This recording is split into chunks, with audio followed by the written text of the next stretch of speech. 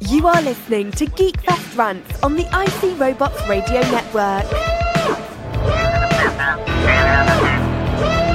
You have located GeekFest Rants, the entertainment podcast for genre geeks like you. Shall we play a game? Covering the world of vintage and current film and television since 2010. Game over, man! Game over! Featuring in-depth conversations on sci-fi, horror, fantasy, comics, toys, and conventions. So say we all! So say we all! And now sit back, relax, and enjoy today's show.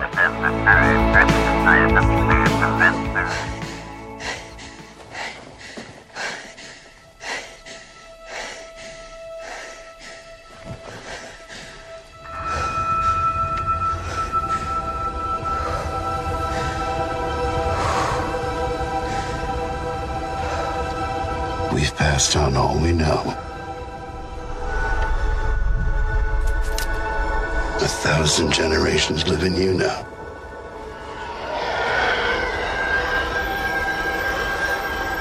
But this is your fight.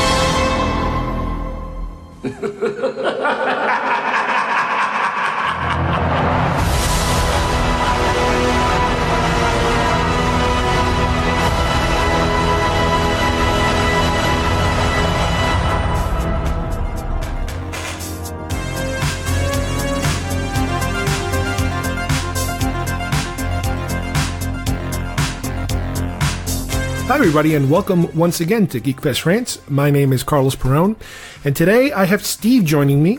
We are going to talk a little bit about Celebration Chicago. Celebration just took place this past week, and lots of news came in, lots of trailers shown, but the main event here is the trailer for Episode 9, Star Wars Episode 9, which is now called The Rise of Skywalker. We're going to talk a little bit about the trailer. We're going to examine it shot by shot, like we've done in previous episodes, and give our own little theories of what some of these things might mean and the number of surprises that the trailer hit us with, that the fan community, is still recovering from right now and theorizing just like we are.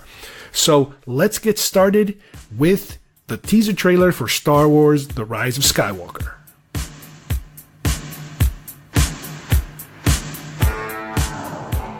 What did I teach you? You are the Duke of New York. You're number one. You will not laugh. You will not cry. You will learn by the numbers. I will teach you. Can you dig it? Open the pod bay doors, Hal. I'm sorry, Dave. I'm afraid I can't do that. That born of Satan. Oh, really? The Force will be with you, always.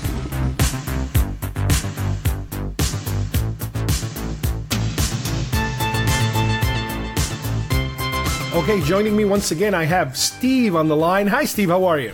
Hello there. Hello, everyone. Now, I don't know about you, but the last 4 days, I've spent a combination of working while staring at my phone and at home while staring at my phone and going on the computer and back and forth, and then I have to go out, run an errand, but I'm still staring at my phone. So this isn't the first time that I've done this, because whenever Celebration comes around and I am not able to attend, like this time, I do want to keep up with it. And just so people understand what they've been doing for a number of years now, they didn't do it at first because they didn't have the technology, but over the last, maybe 4 celebrations, more or less, they've been able to stream through the internet, through YouTube channels, let's say, certain events that take place during the convention. Now, obviously, they can't do everything because there's way too much stuff. I mean, they would have, I couldn't tell you how many, possibly hundreds of hours worth of material if they did that, but it's impossible to stream every panel, every single event.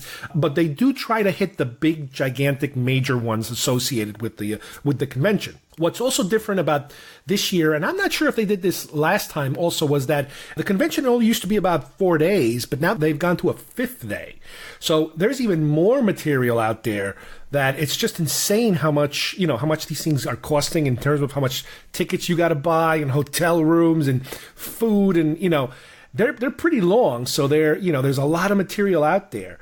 The big thing, there's always some big thing with one of these celebrations, and this particular one, the Celebration Chicago, was basically Episode 9. That was the big event that I believe took place on Friday, and they had a panel, with the director and the producer, and Kathleen Kennedy was there, J.J. Abrams was there. The majority of the A-tier cast, let's say, was there. There were a couple of actors who were noticeably not there, probably on purpose.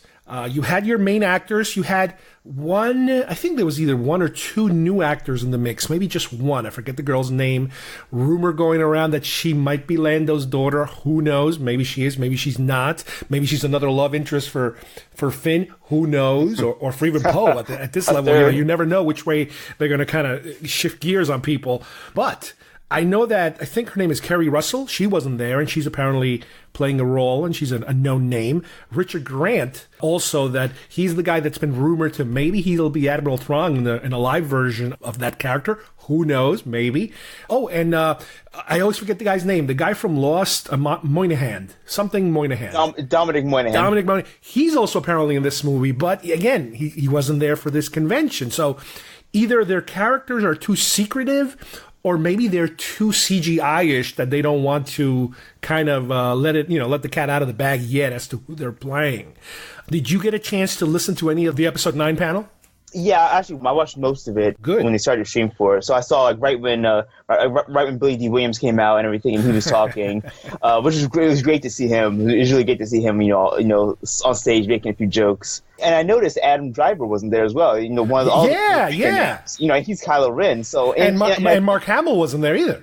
Yeah, that's true. And with Mark Hamill not being there, it's sort of, you would think that they would try to get, someone with that clout, to really be, to be present. Yes. So, and I know for a fact he is busy. I know he's doing some sort of other show, I believe. Yeah. I'm not sure if that's wrapped up in shooting or not. So you think that he would have had, and this is Star Wars here, and he's been so, public facing with his tweeting recently and everything. So you think he would have been invited to come. So maybe he wasn't invited, or I'm sure it wasn't a snub. I'm sure it's a strategy that they don't want to have certain people out there at this point because they're going to get clobbered with people trying to find information, especially from them. I mean, we know he's in the movie, so that's no mystery. But everybody's like, well, is he coming back to life? Is he a Force ghost? Is he something different? So I think it's a strategy. They're doing it in layers, in stages. They want you to see things a little bit at a time. They're building up that anticipation. They don't want another repeat of Solo where they just were cramming so much so soon that people were like, what? Another Star Wars movie? Where? I don't see it. That kind of stuff. So I know that definitely makes sense. So let's go through the trailer because this is it's considered a teaser trailer. I have a feeling by the time the movie comes out, we'll have at least maybe 3 trailers, in the can. I imagine the next trailer might come maybe around San Diego Comic-Con time, and then the final trailer probably around October, around New York Comic-Con, and around Force Friday, or I forget if it's called Force Friday. It's when they're going to release all the toys before the movie comes out, and I believe that's going to be in October. So I think that's the timeline I'm theorizing on. So let's start with the current trailer that they just showed us. Okay, so what I'm going to do is I'm going to play the trailer while I'm talking to you, and I'm going to go shot by shot on the trailer. Okay, so just like any other trailer, it starts with your Lucasfilm logo, and then you can hear Rey breathing, like breathing kind of heavily, like she's tired or something. And we open up with the first shot of her where it appears to be in a desert. Now, could this be Tatooine? Could this be Jakku? Could this be Jeddah? We don't know. It could be a completely new planet we've never heard of. I have no clue. She's wearing an outfit that's a little different than we've seen before. I don't know if she was wearing this at the end of the last film, or this might be a completely new outfit. I think it's a new outfit. I think it's a little newer? Yeah. She's kind of breathing, and it almost looks like she's kind of like meditating a little bit and trying to see far away. And you do hear a voiceover of what to me sounds like Luke saying, "Oh, definitely. We passed on all we know. 1,000 generations live in you now." I assume he's talking about her. And he says, "And this is your fight." And while you're hearing this narration, she's focusing more, and you kind of see in the distance, something is approaching her from really far away. And she kind of, you get this like the Western shot of what normally would be the belt and the gun, and you see far away, like the Han Solo type of shot. But it's her, and she grabs the lightsaber. She grabs her lightsaber. And one of the things I noticed about the lightsaber that it's kind of easy to tell, first of all, is that it's Luke's lightsaber. And this is the same lightsaber that was split in half in The Last Jedi. Yep. But what I'm noticing is that she's grasping it kind of towards the top, the metal part, not so much the grip part, but the top metal part. And to me, it looks like it's smaller. For some reason, I have my theory is that she rebuilds it, obviously, from the 2 shattered pieces, but she rebuilds it to a slightly different size, so it fits her hand better. Because if I remember Luke in Empire, or even Star Wars, he could hold this thing with like 2 hands, and there would be some more heft through it. There'd be some more hilt showing. Yeah, you would have more hilt, and, she's got smaller hands than Mark Hamill, I think, and this looks pretty custom size to her hands. So again, I could be just, blowing smoke out of my butt, but it's one of these little rabbit holes we go down with Star Wars that it could mean something, it could mean absolutely nothing. She also has a blaster, which I believe it's a blaster left over from I think it's the one Solo gave her in The Force Awakens. Oh, that's actually a good call. I didn't notice that, actually. Yeah, I think it's but the one you're right. She gives them So, again, in the distance, we see some kind of a vehicle approaching. It's kind of hovering. We can't really tell. We hear it as well, the iconic sound of it. Yeah, the closer it gets, the more evil sounding. And then you have a slate that says, "Every generation has a legend." This is also, granted, they're using the fonts that now are, I guess, considered sequel trilogy fonts. These are the same fonts they used for The Force Awakens. And somebody also said that this kind of harkens back to The Phantom Menace, when they were, if you remember the trailer for Phantom Menace, and it was about every generation has its own blah, blah, blah, blah. They seem to be kind of hinting at that again, because this is supposed to be the end of the Skywalker saga. That's how they are promoting this whole thing. Yeah, I think you're also promoting, this whole movie basically is to touch upon pieces of all the other movies as well. So exactly, I think JJ was quoted in saying that he wants it to be a culmination of the entire saga, so including all the movies. Precisely. So what you have next is it's a weird shot. I mean, it's like a pan tilt crane shot of the sand and the rocks and the mountains, and the camera is kind of angling itself. And it's also starting to move at a certain pace because something is going to catch up to the camera and pass by it. And then all of a sudden you see a ship whizzing by. You hear that TIE fighter-y kind of scream. And it looks like Kylo Ren's fighter. It has those triangular wings, the TIE fighter kind of wings. But it is making that TIE fighter scream. And then you get a shot of her igniting the lightsaber. Again, in the distance, something's approaching her. And then there's this really cool shot that, to me, it screams anime. It just screams anime because in the distance, this thing is coming to her. Instead of staying facing it, she turns towards the camera and does one of these action poses with the lightsaber behind her. And you're like, what the hell is she doing? You know, to me, it's very anime looking. It's a very traditional move. Then you get a close up of whoever is flying that ship, and the only thing you see is the gloves. And again, the simple guess is Kylo Ren, because he's the guy that wears the bad guy gloves. Yeah, that's the most obvious choice. Then we get a shot of her turning back slightly, and the camera zooms in on her a little bit, and she starts to run forward while this thing is coming up behind her. And she's running with the sword is extended, so she's like, okay, she's running away from this TIE fighter. And the TIE fighter, as it gets closer to her, sand is kicking up and it's creating like a trail behind it, because it's only hovering, I don't know, maybe about 5 feet above ground or something, or maybe even less.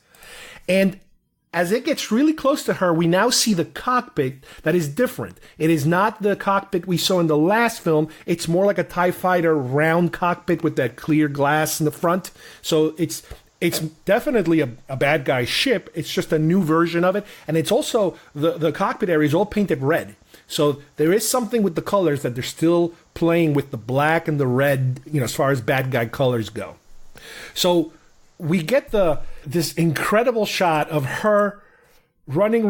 And as the TIE fighter gets really, really close to her, she does this flip where it's kind of a slow motion, kind of like a Matrix-y kind of flip, where you can kind of tell she's either going to land on top of it and slice it open or something. She's about to do something to it, and everybody's like, their jaw just drops because they're like, oh my God, we've never seen something like this.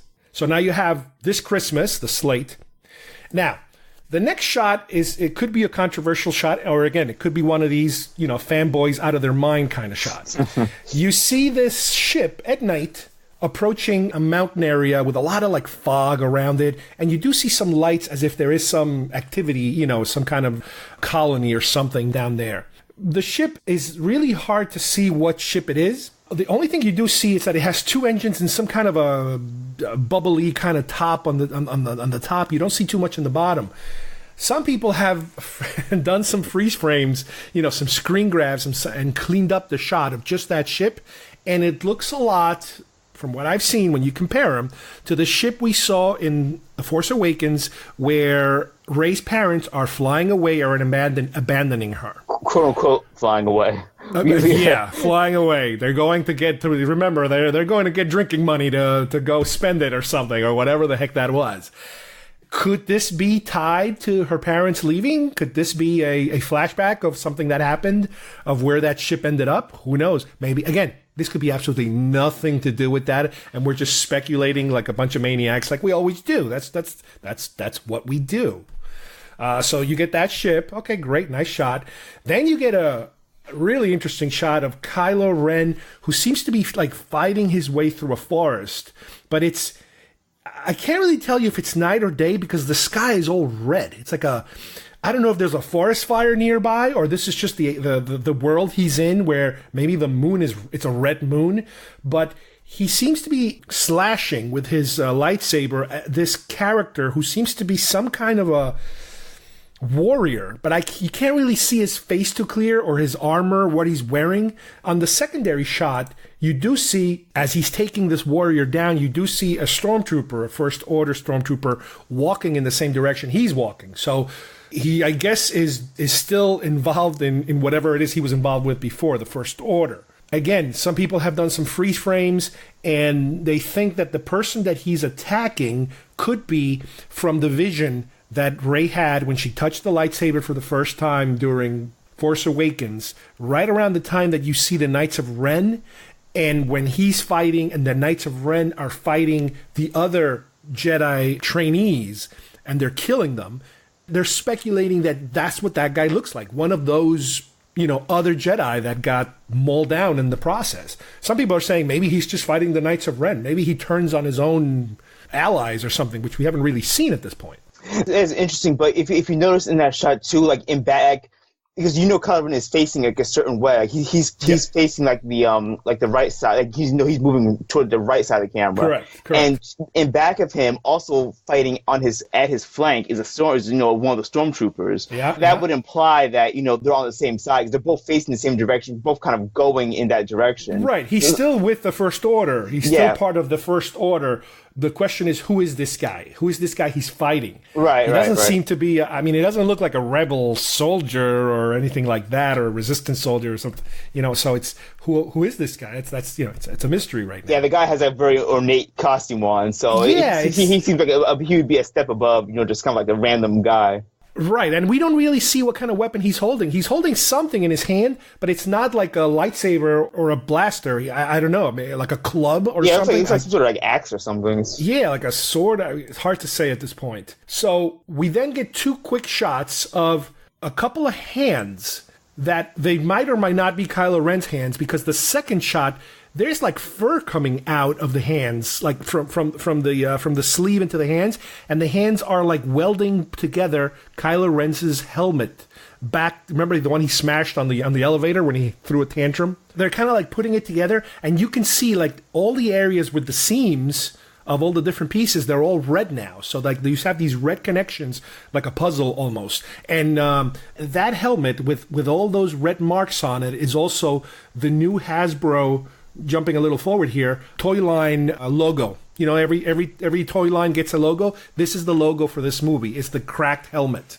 So that's an interesting, it's important because he's apparently going to be wearing this new helmet that he's being put together from the pieces of the old one. But again, you don't know for sure who is putting it together for him, because like I said, there's like furry hands, not necessarily Wookiee hands, because the fingers are fleshy, but there's fur coming out of the sleeve. Interesting shots.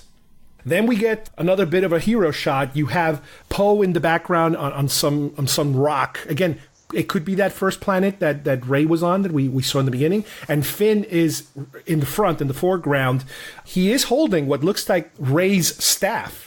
That staff from the first film that she had in Jakku. That looks like what he's holding at that point. They're both wearing new costumes, obviously, for the new film. So they're, earth tones, very, rebel earth tones kind of stuff. Nothing too fancy. Because remember, after the last film, what is it like? There's like 12 rebels left at this point. Yeah. It's how many you can fit in the Falcon. That's it. Then you get a shot of BB-8 and another new droid that they have talked about in the convention, in the panel. His name is Dio. I think it's D and the letter O or something like that. And it's a weird new concept for a droid, which is, imagine like the Pixar lamp, like the head of the lamp. Well, facing backwards. The skinny part faces forward, and that whole lamp head runs on a single wheel, kind of like a Segway, but it's one wheel holding the head in place. Yeah, it looks like a hairdryer mounted on a unicycle. Yeah, exactly. A unicycle. There you go. Perfect. But it does have that just like BB-8, that capability where the head will stay in place or will stay balanced no matter what the wheel does. So they're messing around with that. And during the panel, they mentioned that just like with BB-8 during The Force Awakens, that when they were shooting the film, they were still trying to figure out how to make him run and do his things. So they used different formats to be able to make him move around. They had sticks to push him and then some CGI and this and that. But by the time the convention happened, they finally had a fully functional remote control one. And that's exactly what they did with this Dio droid.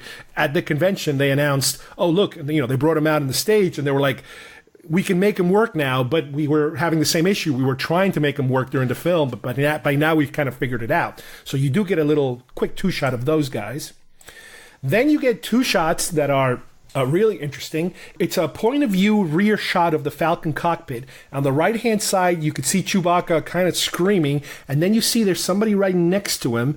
You can't tell exactly who it is, But then when you go to the front shot of who that person is, you finally get your Lando shot. And he's kind of like laughing, screaming, which is a little reminiscent of the Return of the Jedi, scream that he gives out when Yahoo! His Yahoo from the Death Star. So he's an older guy, and I'm interested to see how they're going to fit him into the story, how much actual screen time they can give him. He's wearing, what's interesting is the costume, it looks a lot like it, from Solo, his yellow, the one that Glover wore, that yellow shirt. So it's kind of like, I guess, a callback to that other film. So that's kind of neat. I really enjoyed that. I'm really glad they gave him his due. Yeah, and again, I don't know how much they can use him, because you got to keep in mind the guy is up there in his age, and he's not the same person he used to be. He's not as fast or as witty or as he's older. He doesn't have it like he used to have it. So it's interesting, again, how can they take advantage of his personality without it like lingering too much? You saying like, oh my God, what's going on here? What's he doing? I don't know how much can they give him, but you have to. There's no way around it. He has to be in this somehow. Well, you can compare that to Christopher Lee or Ian McDermott, and they can still, to me, they can still hold their own up to the best of them. So you can't be older and still have that clarity, on-screen presence. I mean, I've seen him in some television shows here or there. He'll play a small role, but you can kind of tell that there's so much you can do with him. The same thing that Carrie Fisher used to have. She would do The Big Bang Theory or some other shows, and it's like, after a certain point, you can kind of tell, okay, we can't push too much because she's a different person, and she was completely a different personality, when she got older. Obviously, she's not around anymore. So, yeah, it's going to be interesting to see how they can make it work, with Billy Dee. Now, another thing people pointed out, and again, I don't remember exactly for sure, but you do get a shot of the Falcon coming out of hyperspace into regular space, and as you get a closer shot of the rear of the Falcon, what looks like to me the top radar dish is a round dish this time. So I don't remember if in The Last Jedi, did they lose the dish again during the Battle of Crate? I don't remember if that's what happened, or something will happen in this film that will have them switch dishes again. Did they lose a dish? That's a good question. I don't think so. Because that dish has been lost so many times. I know. I don't think so. Because I think it was round. The square. I think it was the rectangular one. Rectangular, yeah. Yeah. So after the Falcon, you get another slate that says the saga comes to an end. Again, we're in that theme. Then you get a shot again in this desert planet. You see some skiff-looking ships flying towards you, and some spires, some technological like weather vanes or moisture evaporators or something, and explosions happening everywhere as if they're chasing this ship. And what's weird about this shot, and at first I couldn't make heads or tails of it, it looks like what could be first ordery looking troopers are chasing them, and I couldn't tell what they're chasing them on. Are they on some kind of speeder? Or it almost looked like they were in a broom. It looked like the Harry Potter thing. And it's like, and some people are saying, no, it's jetpacks. These are troopers with jetpacks, so they don't have anything that they're grabbing onto. They're grabbing onto their weapon, and the jets are coming out of their back. There's one on top, and then there's one in the bottom. That would be very Mandalorian-ish if they did go that route. But yeah, I don't know. I guess when I saw that, now that you mention it, I guess I can see it. Because when I saw it, I just assumed it was speeders, but you can tell that they're getting a bit too much elevation for it to be a normal traditional speeder. So yeah, you might be.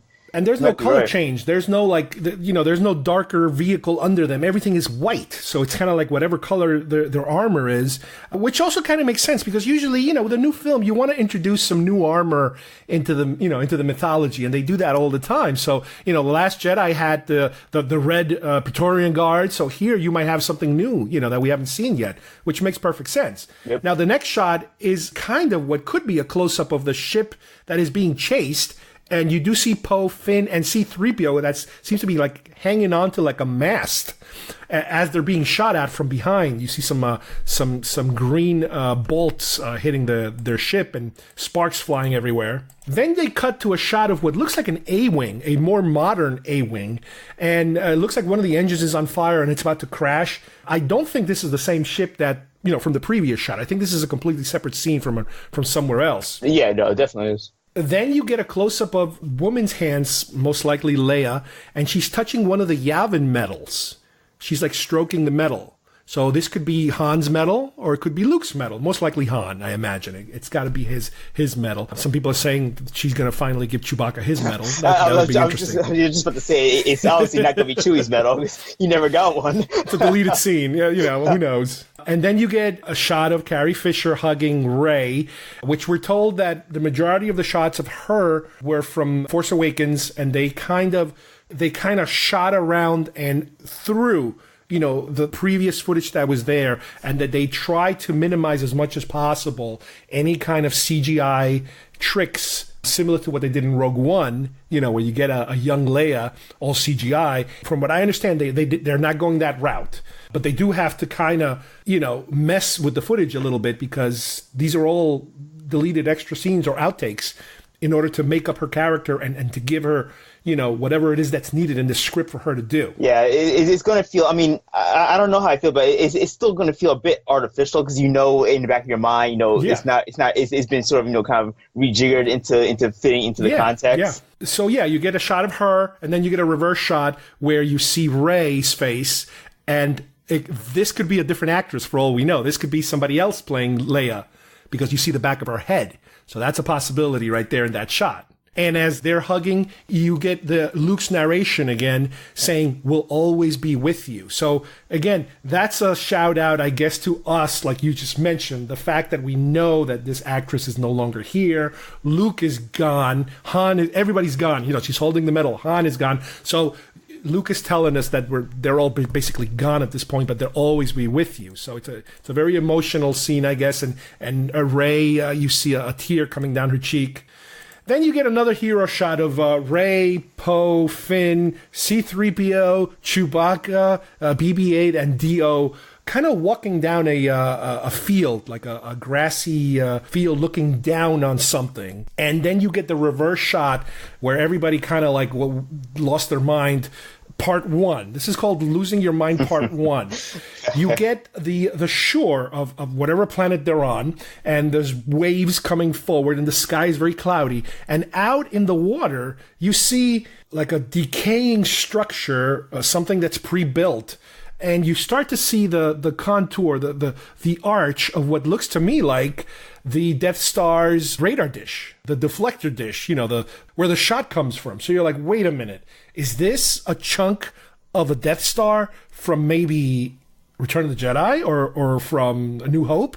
So you're like, whoa, what's going on here? So that's where kind of things are thrown for a loop, and you're like, oh, is this the direction they're going now? But wait, there's more. Luke once again comes in and says, "No one's ever really gone." And the camera zooms over their shoulder more out into the sea, and you can see, again, that structure. You see the curve of what, that radar dish part of the Death Star. And then, over a black screen, you hear this laughter, and everybody knows who it is. It's the Emperor's laugh from Return of the Jedi, from the prequels. It's the Emperor. From pretty much every movie he's been in. Yeah, it's that laugh. He's got that evil, conniving laugh. And then you get the name of the movie. You see the Star Wars logo, which is all highlighted in blue, which I really, really like. I like that they change the colors on all these films, because it gives it its own identity. And as the music swells up, the Star and Wars split into two, and you get the subtitle of the movie, The Rise of Skywalker. And this continues until the next slate, which says December. So this is the teaser trailer, and they've thrown a couple of hand grenades at us. Primarily the biggest one, as far as I'm concerned, it's like they're working the Emperor back into this. The biggest bad guy from the last 9 films is coming back to, maybe he's behind Snoke, maybe he's behind everything, maybe he survives somehow. Who the hell knows how they're going to work him into it? I mean, do you have any theories that are not EU based? Well, when you hear the laugh come out and everything, you're, as someone who read a lot of the EU, that's the first place my mind goes to. But I've heard of a few theories where because Snoke looked so like deformed that he was like a failed clone of the Emperor, and he was like some failed experiment. I will say this, as I'm very, very torn on the if now we don't even know if the Emperor is actually going to be returning. He has the laugh there, but we don't know. Let me add one thing. If you were watching the live broadcast, what happened at the end of the trailer when they were playing it in the room, they put the lights on and the whole background turned red, and Ian McDiarmid is standing there kind of with this evil smile on his face, holding the microphone. People are freaking out everywhere, and then he goes, "Play it again," or something like that, or run it again. And in the voice, he does the voice, and they played it again, and people are freaking out. And I think that because some people were saying, "Oh, maybe that voice was Luke turning evil," or because Mark Hamill can do voices, he can do a lot of voices, and I think that J.J. Abrams confirmed, no, Ian McDiarmid is in this movie.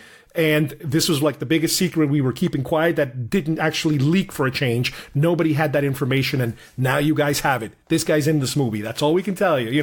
That's as far as they're willing to go. Okay, then that changes things. So if he is in the movie, I mean, it sort of feels like they're kind of returning because again, we set up the first. The Force Awakens movie to be, this is a return to form. This is, his Star Wars how you always knew it and everything.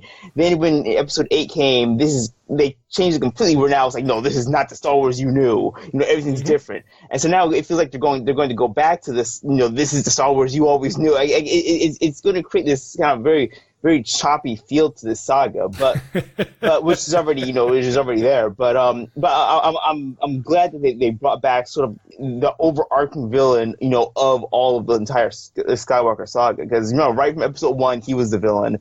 Now they're going to end it with the same villain. So that is good. I'm glad they're doing it, but it just feels like it's just a shame that it still feels like it's sort of now as like maybe perhaps it was an afterthought that they have to bring him back. Well, it's hard to tell at this point, and it's going to be hard to tell for years because nobody wants to talk about the making of these three films. The way that we have those Rinsler books are, and I think you might actually, we talked about this, I think you have a couple of them, if not all. So much time passed that they were able to really dig deep into the nitty-gritty of the story, of how the story stretched and fought with itself to find, draft 1, draft 2, draft 5, draft 7, and then you have your final draft.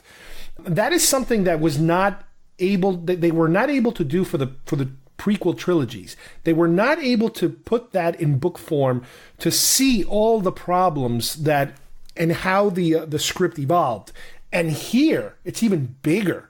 They had so many problems. There was supposed to be a Rinsler book for The Force Awakens, and it was pulled. At the last minute, they pulled it. They said, no, we can't talk about this, because around that time, I remember the movie was supposed to come out in the summer. J.J. Abrams wanted more time. Then Harrison Ford hurts his leg. The door closes on his leg. He breaks his leg. So production comes to a halt. They have to shoot some other scenes to wait for him to heal. So there was a lot of internal nuttiness going on that I guess at this point they don't really want to talk about it too much. Rogue One happens, and there's also a lot of behind-the-scenes problems with the script that people are rewriting it. And remember, the trailer has scenes that never made it to the film, and certain characters died and then didn't die and then died, or there was a lot of chaos. Granted, at the end, the finished product was great as far as I'm concerned, which is amazing that they were able to pull that off with a film that had so much chaos behind the scenes. Second trilogy film, The Last Jedi, split the fandom in two. A gigantic bomb went off for many reasons. Some of them ridiculous, insane. You can't even talk about the kind of reasons. Some of them, which could be considered plot points that are not very clear, that you shouldn't have to read a book to understand the movie. Fourth film, Solo, they released it too early. Some people claim it's blowback for The Last Jedi. Who knows? The point is that it doesn't make as much money, so nobody wants to talk about this stuff. Nobody wants to mention that they had to fire 2 directors. Nobody wants to put it on a book. You know, the making of Solo books that I've read, they kind of avoid the whole subject of a director, which is like, how do you write a book about the making of a movie and not talk about a director? Yeah, and to that point, the Solo Blu-ray, it doesn't even have, like, you know how they usually have like the commentaries, you know, like a lot of like the behind the Solo Blu-ray is a very generic like extras because there's not a lot. There's no commentary. There's no. There's an elephant in the room in every bonus feature, and nobody wants to talk about the elephant in the room. Yep. The director of this film was supposed to be Colin Trevorrow, the guy who directed Jurassic Park, the first Jurassic Park reboot, and he got canned too. The writer of The Force Awakens, Arndt, I forget his first name, the guy who wrote one of the Toy Story films, he was supposed to be the writer, and then after he wrote it, they handed it over to, I think, Lawrence Kasdan to rewrite it. So, again, there's a lot of chaos out there, and nobody wants to really dig into it, so I don't even know how we got into this conversation or this topic. Let me ask you something. At least to get back to the trailer, you know, the trailer itself. And I remember distinctly when the Force Awakens trailer came out, and it started actually very similar to this one. It started with the heavy breathing, but it was Finn, Finn. Yeah. And so that created like this sort of like air of mystery, you know, when we first saw the trailer, and then it moved to the shots of the Falcon flying with a TIE fighter in the back of it. And let me interrupt. Yeah. The Last Jedi, breathe. Yeah, breathe. Yeah, remember? Yep, so it's it's there. I'm sure that's intentional. I'm sure they had that. I'm sure they put that in purpose. So but let me ask you: did you get the same sort of like excitement from the Force Awakens trailer to the Last Jedi trailer when you first saw them to this one? The Force Awakens was more special for me because, again, there was such a long period of time, not an insane period of time, but the main characters were coming back. So personally, to me, it was more emotional. It hit me harder. I like the trailers for The Last Jedi. I like this trailer, but it's like, let me put it this way. I'm not welling up. My eyes are not watering watching this, but I love it. I absolutely love it. I want to see more. And now let me ask you a question. The Rise of Skywalker. There's something in this title that is probably, again, there's a hidden meaning here. Is it possible that, are we going to stick to the story that Rey's parents don't really matter? Her lineage doesn't matter. Is she now the beginning of a new era of Jedi that are maybe not even called Jedi anymore? Maybe now they're called Skywalkers. This new, the Sith, they are always evil and they're always looking to mess things up. The Jedi are trying to do the right thing, but they can never get their act together because they always go way overboard and mess things up too. So could she be this new thing now that she creates out of whatever she learned from Luke? That, again, this is another theory floating around that maybe they're called Skywalkers, this new warrior. Yeah, and now this comes into the fact that Star Wars, Disney's trying to, I guess, keep their canon, all united, because there's this. If you read the book Thrawn, the last Thrawn book, it comes out the fact that Thrawn's race is called the Chiss, and in their language, in their native language, they call Force users, they call them Skywalkers. So yeah, and so that's why when Thrawn is a scene in the book where Thrawn first meets Anakin, and Anakin introduces himself and says, "My name is Anakin Skywalker." Thrawn, you sort of is written as the fact that Thrawn is kind of like taken aback by this, like he's sort of like confused. That's his name, and it comes out later in the book. Thrawn says, the reason why I was confused when I heard your name is because in my culture, the word Skywalker means someone who's sensitive to the Force. So now I'm not sure if Lucasfilm is going to use that. It's a pretty deep That's cut. Difficult. Yeah, that's very difficult because if it's been established in a book already, they might not want to touch that. Yeah, exactly, and especially something that big. Like, if it was something small, yeah, I can see them bringing it in. Sure. But that's we're talking like the title of the movie. The main Jedi name now changing. So I'm not sure if they would use it, but the idea of the fact that Rey is not by blood a Skywalker, but because the way the title is said is, the rise of Sky. It's not like, the rise of, the Skywalkers or something. It's, it sounds like almost like a title, like, the rise Skywalker, like a noun, practically, not a person, but a thing. Yeah, like sort of like a title you would inherit. So, exactly. would it be possible maybe Leia bestows upon her, giving her birth name, Skywalker, saying, Rey, I don't have a son anymore. He's dead to me, basically. Would you take on the mantle of Skywalker? Yeah, there's so many theories again, and this is exactly what happens with this film. I mean, this is what we've done our entire lives. We start theorizing in so many different directions. The Emperor. Okay, maybe the Emperor did create Anakin. He was responsible for Anakin's conception, his immaculate conception. And he's following up on this whole thing about the Chosen One. And could she be the Chosen One? Some people are theorizing maybe the Chosen One. Remember in Clone Wars, they did this whole thing about the Mortist and then the brother and the sister. What if the Chosen One is a combination of two characters? What if it's Rey on one generation and Luke on the previous generation? Something like that. I would love if they brought in like the whole like Mortis arc, but again, it goes back to the fact that it's already been established. So would they really want to go back to that well? But yeah, I would love it. That's probably one of my favorite storylines in the Clone Wars, in the Clone Wars series. And the problem also is that for the film, you cannot make it too convoluted.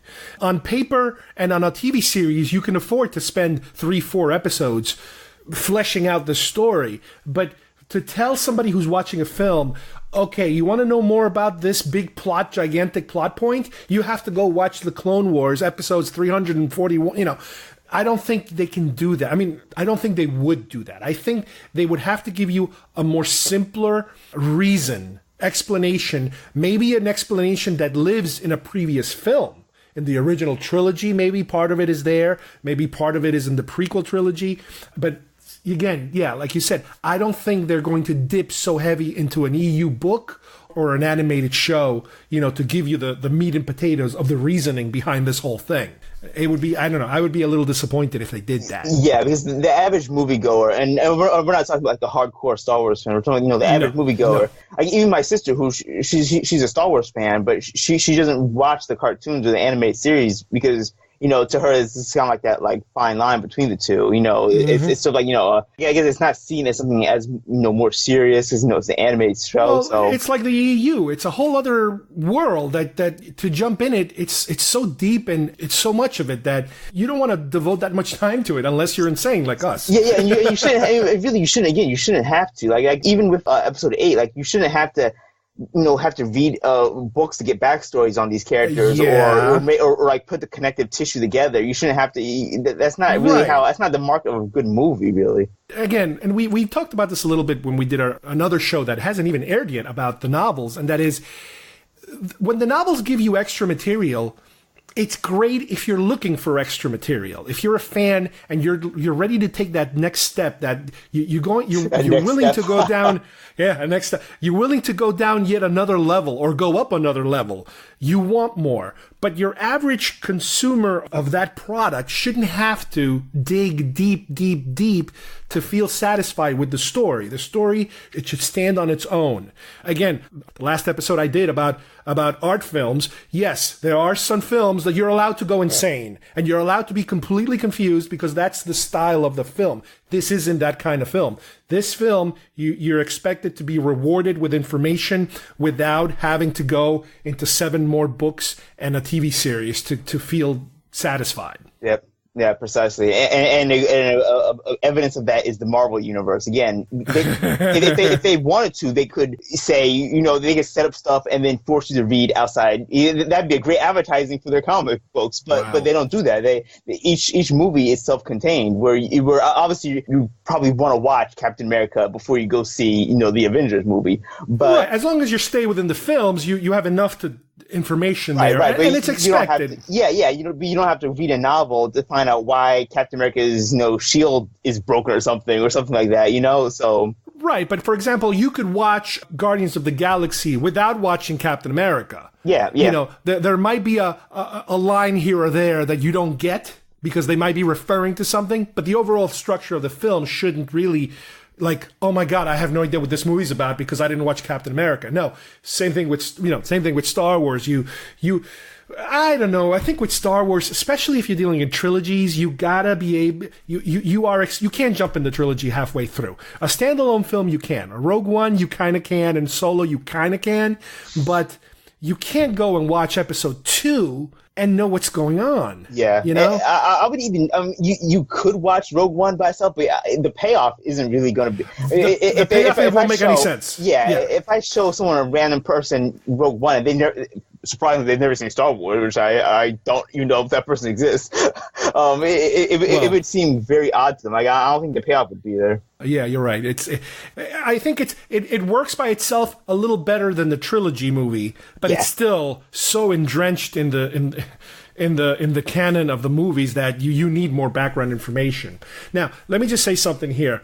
We've been talking for almost an hour just about this trailer now. So what I'm going to do at this point is I'm going to stop here and we're going to wrap it up because there's so much more stuff we want to talk about, but we're going to save that for our next episode because I don't want you guys falling asleep in the middle of the show or driving off the road or something like that. We're going to stop here. I'm going to thank Steve for joining me, and we're going to continue next week with if you think this is cool, man, there's another huge amazing thing that I got to see, that some people got to see, and hopefully you can hopefully it won't be taken down off of YouTube before you all have a chance to see it. But we're going to talk about that next week. So thank you, Steve. Hey, thank you for having me. And this was one of the great intros to Celebration. They started out with a bang, and it continued to get better. So no kidding. All right. As promised, we are going to return next week with the rest of our coverage, the rest of all of these trailers that we got to see online. Unfortunately, we weren't there, but the next best thing is being able to watch all this stuff at home as this starts to trickle in.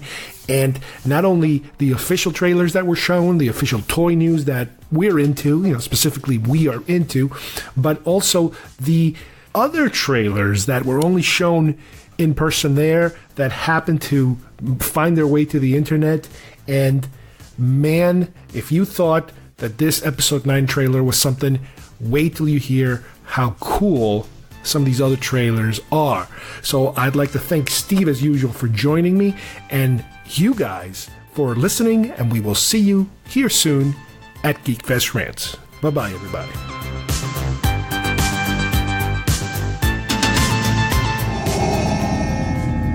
What is thy bidding, my master?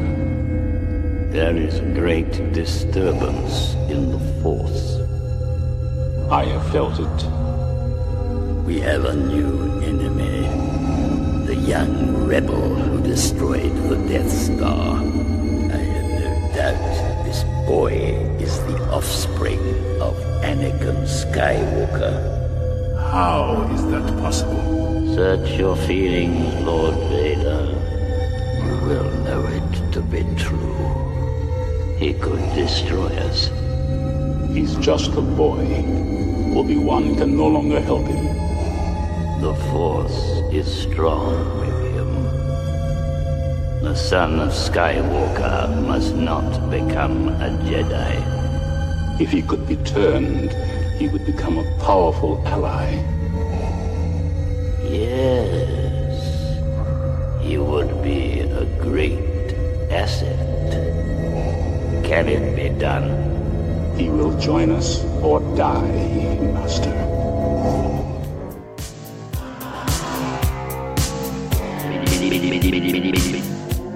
If you would like to subscribe to our show, send us messages, or see video links to some of the topics we talked about today, please visit our homepage at geekfestrants.com or our YouTube channel, Facebook page, or iTunes at GeekFest Rants. I don't know what we're yelling about! GeekFest Rants is produced by Carlos Perón, copyright 2019.